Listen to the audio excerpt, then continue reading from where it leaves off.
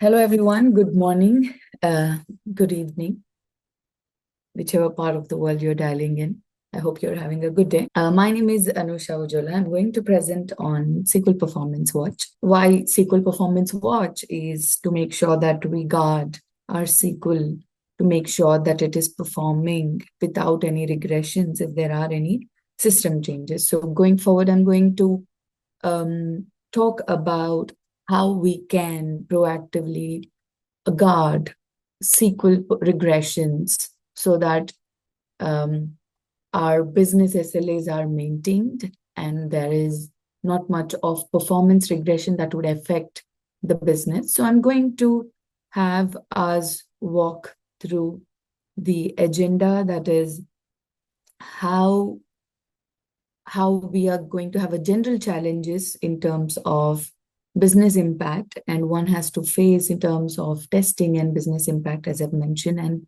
those changes are related to system changes such as upgrade or init.ora parameters or any change that can be. And then we will look into the use cases and how these challenges and how SQL Performance Watch could come handy for the use cases and also for different personas. And then we will, if time permits, and then I will show a demo, and we'll also look into licensing and pricing. So let's explore what are the impacts we have on business due to the lack of testings. How many customers go through upgrade and patching? I'm quite sure there are a lot of customers and a lot of them as well. So in order to keep the database up to date with the latest features in the recent releases, so testing has to be done thoroughly to make sure that there is not much of business impact. So considerably, cloud management services are one of the most overspent areas in that space. And 49% of operational cost was spent on just applying upgrades, fixes, and patches, whereas 36% of them spend their time in maintaining the stability and providing the support after the infrastructural changes. So these challenges could be mitigated if we know the issue much before upgrading, right? Or we call it as testing the upgrade before even implementing on the production, just to make sure that the upgrades are going in smoothly. So who are those people, or who are those personas who would eventually get affected, and what are the impact of this lack of testing? So there are business impacts due to this, and there is your brand, the customer's brand, that can get affected if one is not testing the impact of the system changes, which is eventually leading customers being unhappy or complaining about it. So it could give competitors a lead, eventually impacting the customer's brand and having finances impacted as well. If customers are not testing the changes that is going to be in production, a lot of money would be spent on debugging the issue and downtime hindering the business impact. Now that we know the survey results, which I've seen in the last slide, the impacts due to lack of testing could be, the ones which we are seeing it now. If we have to, deep dive into one specific issue, there could be so many features that are coming, right? And one must keep their system up to date as well to leverage new capabilities. As we speak, Gen AI is the more catchy word, and that's the market now. So we want to dive into it, and we want to explore any feature that is giving us or the customers the capability to use the new features, and if these capabilities can be extended into their organizations. So these are some of the impacts that I have put down together. I'm sure there are various others. So before that, I would like to just take a pause and would like to let you all know that if you have any questions, please drop it in the chat, and if I can pick it up in my session, I would definitely respond. If not, I have my dev team who can also who would respond to the messages, and I will answer the questions at the end of the session. Thank you. So moving on. So the challenges that we have in terms of validating the system changes. So how many of you know the customer wants to keep their production up to date? I'm sure good number, around 70% to 80%. And how many have stuck with the issue during the production change? A lot of them, right? If they are directly upgrading the production database, which is impacting their production system, it is quite a tough task to handle. So I have this quote, which one of my our customer support person have mentioned, that you will test your upgrade 100%. You get to decide where and when. Is it on a test system or is it on a production system? Is it on a Monday morning or is it on a Friday evening, right? Or a maintenance window time, or sometime where not much of the production or not much of customers are coming to your websites or the production database. So now coming to the challenges, any change we make on the production or the any database could impact SQL performance or business SLAs. Then what do? How do we validate those changes? So we need some feature that validates these changes for us. So since it is just episodic changes, right? Like we are not going to upgrade every day. We are going to upgrade whenever there is patches, then only when there are RUs or when there is quarterly releases, or if there is any major release, only then we are going to upgrade it. So we need a tool that is cost effective and that does not charge the customer when they do not need it or use it. So usually we test it different, that is not on the production system. So we have to again build the entire system and provision and patching. That is again a lot of cumbersome. Like it's a lot of operational maintenance. So we need a service, specifically a cloud service, which provides this end-to-end automation for the customers. And after we run the comparisons, we want to save the test system to go back and look at the performance of workloads over the time. And to also show these reports to the respective people to, have this, that you can upgrade, because now you see there are, it's an improvement. So we can talk to the application developer, so we can talk to our higher management about that. Look at the report now that we see everything is improved, or it's definitely helping us with the SQL performance or with the database upgrade. So let's go ahead and do it. So if you have a report, and then we can go ahead and show it to the higher management. I mean, I've learned about this with one of my customer, that they said that having a report, they always send it to the respective people and tell them that yes, we need an upgrade, and let's go and upgrade and upgrade the systems to the higher version, right? So now let's look into what are the key personas. Who are those people who would be definitely be impacted, or the list of key personas who are involved in the system change. So starting with application DBA or architect, who want to assess the system changes that are affecting the performance. And these changes could be infrastructure changes such as DB migrations or upgrades. They also want to detect application changes that have been through workload changes, which are again changing the SQL structure or index change or any code change as well. And then there is performance engineer, who wants to analyze the performance of the database over a period of time to address any drift in the workload, such as are there any new SQLs, or are there any SQLs that are supposed to be running and not running now?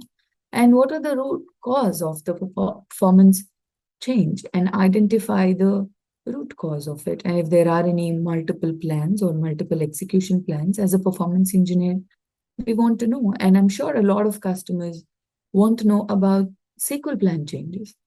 And we have the ability, to find if there are any SQL plan changes through the service. So now that we have gone through the challenges and the personas, how much time, the DBAs usually spend on maintaining SLAs and validating the impact? What is the solution for all of it? So now we introduce SQL Performance Watch to address all those, which is cost effective because it is a subscription based, that is pay as you go. And it is right now available. And I'm also planning to have live lab, which would come up pretty soon.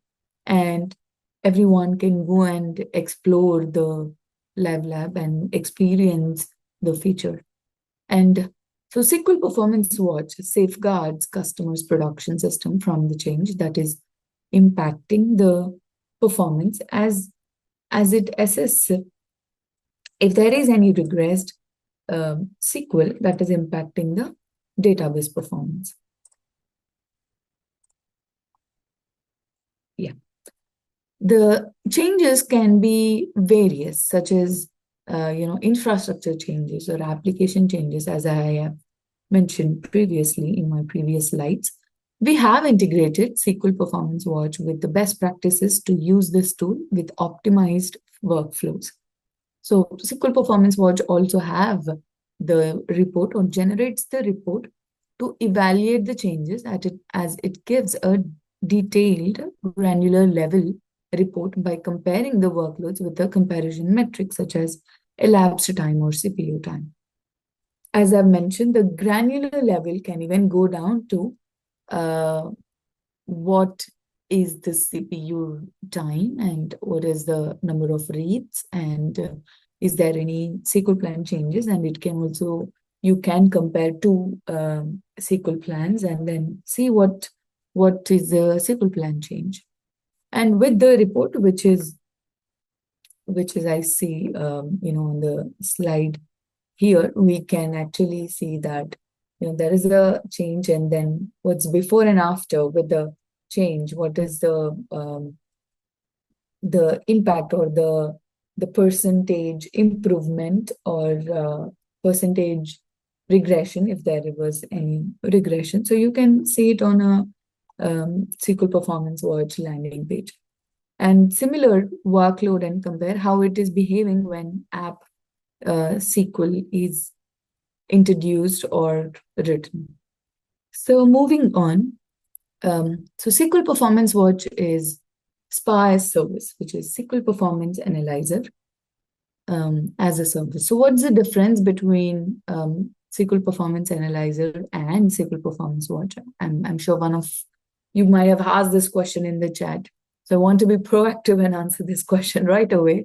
Is SQL Performance Analyzer is an on-premise customer-managed solution, and SQL Performance Watch is subscription-based, pay-as-you-go service. So it's a very cost-effective solution and versus what we have on-premise perpetual licensing.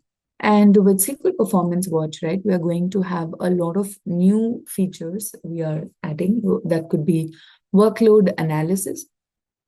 And there are going to be more features that we are planning to add to SQL Performance Watch, which would be more than just SQL Performance Analyzer. So let's look at how SQL Performance Watch is helping us predict the impact of system changes as one creates SQL tuning set. So let me walk you through step by step. So as we see here, the first and foremost step is to have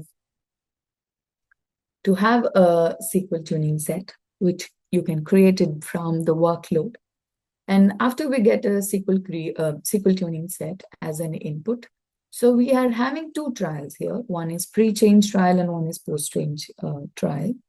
So pre-change trial would be the trial with no changes or it could be same as what we have in SQL tuning set, but with no change. So, or we can call it as a pre-change database.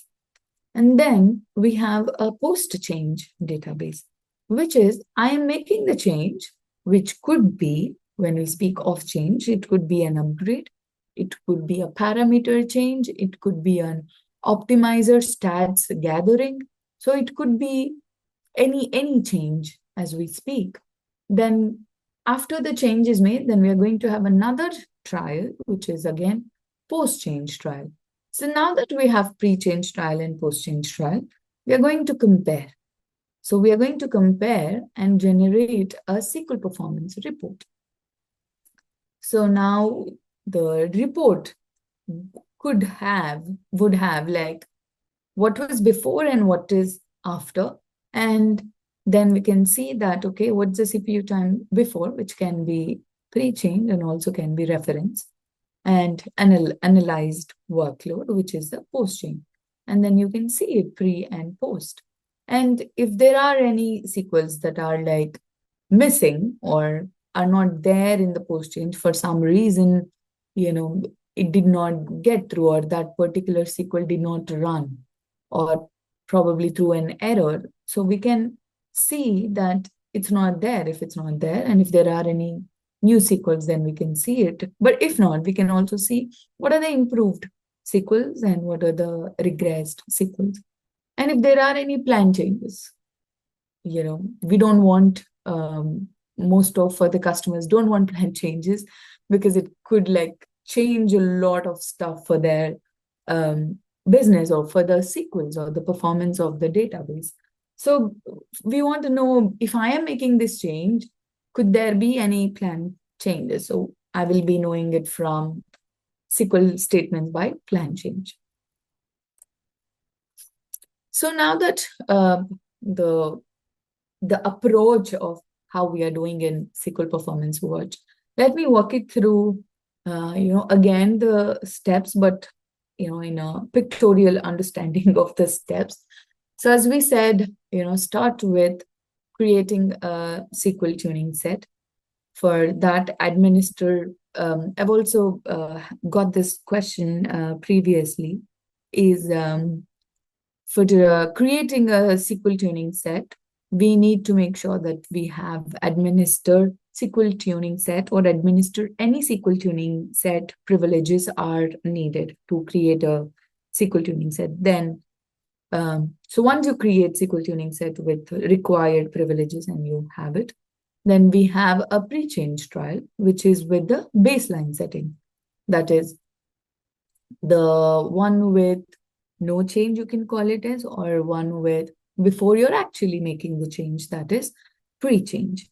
Then create a post-change trial. Again, before that, make the change.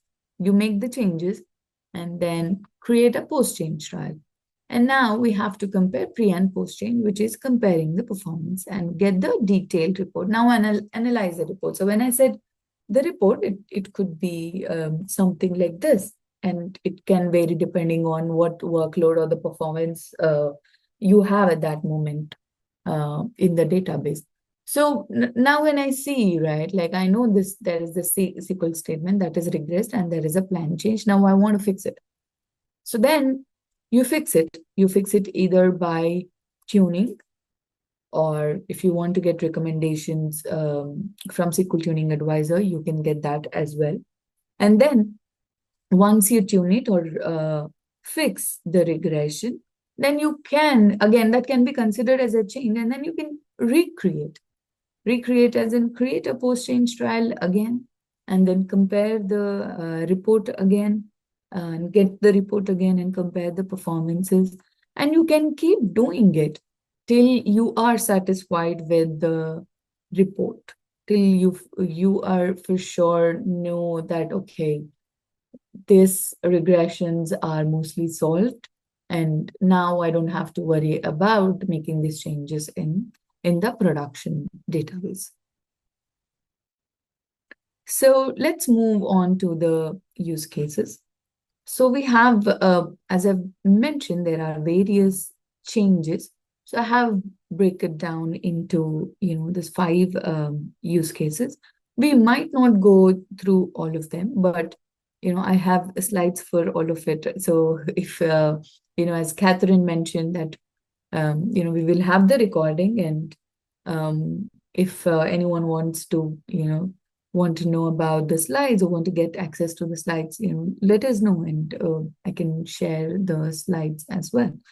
So, the use cases that we speak is the first and foremost is the upgrade, and then we have optimizer, statistics, refresh, renew, new optimizer statistics, and you want to validate those, and then you're making some parameter change, and if there are any new indexes, you want to validate it, adding or removing, could be any modifying an index or a partition as well. And then, guided or custom workflow, any of these, right? And now I want to know from all of you that what is your primary use case for SQL Performance Watch? Let's just wait for a couple of minutes for Catherine to pull it up, and then you can answer it for me.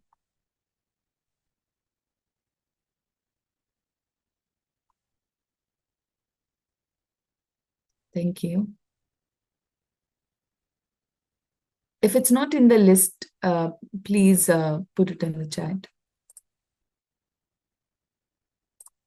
So now let's move on to validating upgrade scenario, because that's the most used use case. So as a DBA, it's often an asked request to upgrade the database, and DBA want it to be as smooth as possible and not find surprises after an upgrade or during an upgrade. Even if there is any considerable performance changes, then DBA would like to know before actually making these changes on the production and report it to the manager or showcase the result of an upgrade to their higher management, just so they are sure that why should they upgrade, and if they are making sure that they want to upgrade, then have the results handy and want to accomplish this upgrade quickly, and have it showcase to the peer team. So let me go. Yeah. So for an upgrade, you need a SQL Performance Analyzer system setup, what it has and how it has to be created. So let's look at the setup which we need to have before we run SQL Performance Watch as well. We have two options. So I'm going to now walk it through the option 1, which is the central database. And I'm going to have in my next slide option 2 of using the higher version of the database as the orchestration database. So in option 1, in the current slide that we see, it is a central database which is orchestrating the task in performing the trial. So when we speak of what is orchestrating the task, I'm sure a lot of you have that question, is this central database is a separate database which acts as a central database, and it's a higher version of the database. Highest version, when I say highest version, is if you're upgrading from, let's say, 12 to 19 or 19 to 23. Then if your database is in 19 and 23 AI, then you have to have 23 AI version as your orchestration database. So that's what I mean when I say that it has to be the highest version of all the database. When I say all the database is the database that are involved in SQL Performance Watch or SQL Performance Analyzer, right? And make sure that you have sorry, let me go back. Yeah. So make sure you have the database links on which you are running the trials, because you are running it from central database and have to connect to a pre-change trial that is lower version, for which it can be here in this example, I'm just taking 19C. And then, so to connect to the database and run the respective trials, we need to make sure that you have the database link. So because you have to connect to both the database. So ensure that you have the database links. And yeah, so you must ensure that the links are there. Then the test DB that we speak of here, or yeah, that we speak of here in both the cases, should be a clone of your production database. And then have that run a pre-trial, as in a pre-change trial in the first case, and have the another database, which is 23AI, on which the post trial is run. But these both are a clone of production database, whereas this is the baseline, which is exactly like a production, and whereas this is the clone of production, and then you're upgrading it to 23AI. So it's in an upgraded version of the clone database. So that's what I mean by, that's why I've divided into two, that is testdb1 and testdb2, to have that clarity of understanding. So that after you create, so here I'm speaking of upgrade or migration as a change type. So then you get the comparison report that which will be generated on central database or orchestration database. So here you can get the report. So as we see here, it says step by step. So first I have the database link and connect to the DB19C, and then I create a pre-change trial, and then perform or choose the upgrade as a change type, and then you're running a post-change trial, which is on 23AI database, and then generate the report, which is the fifth step on the central database. So let's go to the second option here, which is using one of the test database. So here we are not having a central or a separate database, as we have seen in the previous slide. So as I've mentioned, if one of the test databases is the orchestration database, then that has to be higher version. Orchestration database always must be in the highest version of the database. Database is involved in the changes. So first thing to do before even running the trials is to, make sure that you have a SQL tuning set created from the production database 19C, or that can be called as a baseline, that is testdb 19C, and move the SPA system, that is we have a testdb2, that is 23AI, which if this is going to be the orchestration database, then you're going to run it locally. And because your 19C, which is a separate system or separate database, then you have to run the pre-change trial remotely. So let me just go through one by one. Is testdb1, STS is included with a full clone production database. That's 19C, we have it. And testdb2, 23AI is there, not necessarily be a clone of 19C, but 23AI and has the schema and metadata that is there in the workload. So you should have the metadata there for 23AI database or the upgraded database that you want to upgrade it. So make sure that the schema or the metadata exists. And now connect to test DB1 using DB link and run pre-change trial using DB link, and then run post-change trial locally and compare the report and just get the generate the report. Generate the report and then compare the performance of these two databases. So you can have it, preferably on one host and two different databases. But if you want to migrate it, then it has to be two different OS, or if you're migrating to a different platform, then it has to be two different platforms. So there are few prerequisites or the assumptions that we have before running the SQL Performance Watch task is as follow. Have the STS created first. So for which I've already mentioned, you should have administer SQL tuning set or administer any SQL tuning set privileges.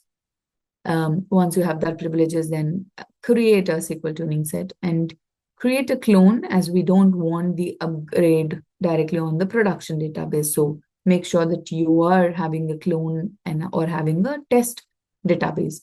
Ensure spa system setup is ready and test the databases must have the schema and metadata, as I have mentioned in previously, that makes sure that the schema or metadata exists for the trials to be running.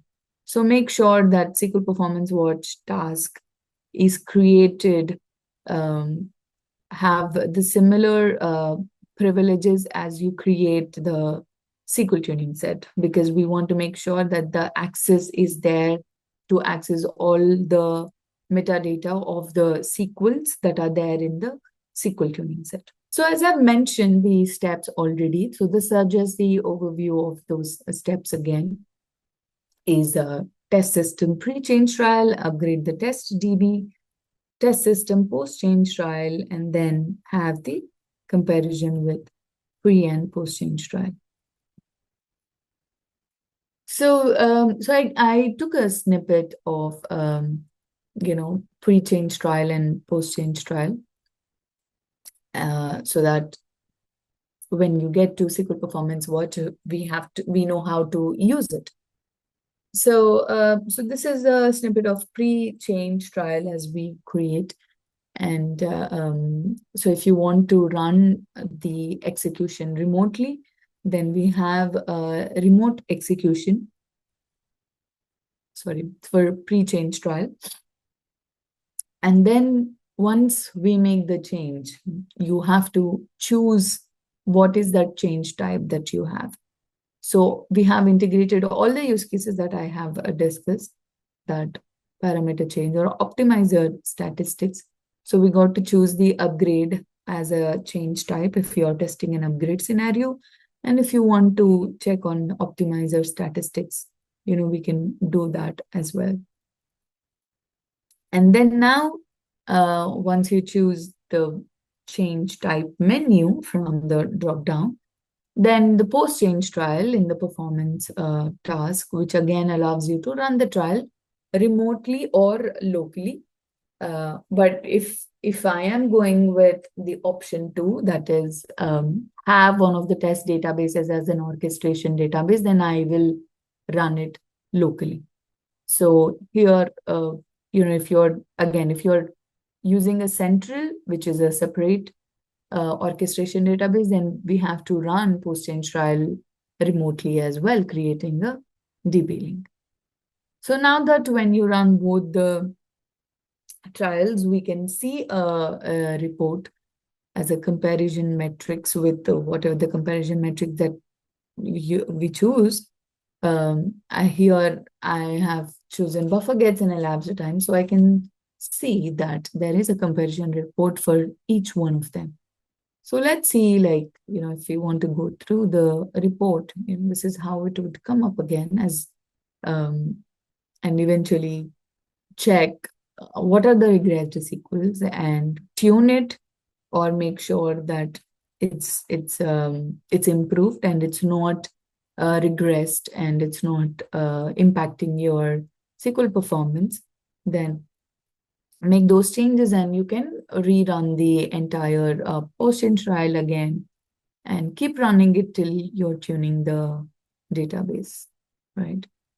So this is the workflow of SQL Performance Watch tasks, right? So as you come to the SQL Performance Watch page, then when you create, so these are the options that you get. So you give the name, you choose the SQL tuning set, and change type, upgrade, And then you can choose basic or advanced if you already have like minimal with the defaults and you're not customizing it. Then you can have it as a basic, or if you want to make a lot of changes, then go for advanced and have customized it. So I have chosen advanced here. So give your pre-change trial. So I've said here I'm running a remote execution. So I already have the link. If not, we can always create the database link here and perform pre-upgrade trial remotely to connect to the database on a different host or a different database, so you can connect. And then we have a post-change trial. Here you are, if there are any specific trial changes, so you can choose this radio button and you will see a list of customized trial specific options that you want to input to. Then you can input that as well. And then we have the comparison metric, where we can choose various, as I've mentioned, elapsed time being one of them, and buffer gets CPU time. And there are various comparison metrics depending on what factor or the comparison metric that you want to compare this pre-change trial and post-change trial. And we have comparison options as well. Do you want to know only the sequels of workload impact threshold? You can set it up, and SQL impact threshold, you can set that up as well. And if there are any new thresholds or custom option, then you can add it as a add custom option as well. So once we submit it and we get the report, then we get to this page, as I have shown it in my previous slides as well, where the comparison results and pre and post change trial. And then we can also go through the report one by one. First and foremost, if there are any errors, make sure there are no errors. This could be sometimes due to the privilege issues. It could be, the other error messages as well. And then look at the comparison metric is buffer gets, then have a glance at what is the previous, before, and after. And then for SQL performance by SQL statements by performance, if there are regressed or if there are any improved, you can have the list here as well. And if there are any plan changes that you want to have a look at it, have a look at plan changes here as well, to look at if there are plan changes that is impacting your SQL performance, and accordingly, one can take the action. So that's the demo. And then we have licensing and pricing. So currently, it's independent of any other SKU. So you don't need a database management service. You can have SQL Performance Watch independently from DBM service. And it is pay as you go. It's monthly, and it's a subscription based. And you don't have to bring your own license. So we are free to use it whenever you want, as we spoke of challenges as an episodic change. So we have it one by one, only month by month, and you can disable whenever you don't need it. So it's $40 per host core per month, and 1 month is. So there is a blog. Please go ahead and have a look at the blog. We've covered most of what I've mentioned in today's session. And then we have a how-to video which are 3 minutes or probably 2 minutes as well. So have a look at how to test an upgrade and how do we assess parameter changes. And apart from that, there is Oracle documentation as well. You can have a look at that. So now coming to yeah, I think that's what I have. And if there are any Q&A question. I'm putting the blog link that you mentioned in your resources in the Yes, chat. please. Yeah, that would be great. And we still have time available. If you'd like to ask a question, you can raise your hand. If not, as a reminder, the replay for this session will be made available hopefully within the next day or so. You can always visit the platform. The replays are posted there. And feel free to reach out to us if you do have questions. With that in mind, if there are no more questions, I can conclude this call. And you should thank you for your content. Thank you everyone for joining the call. Have a great day. Thank you so much.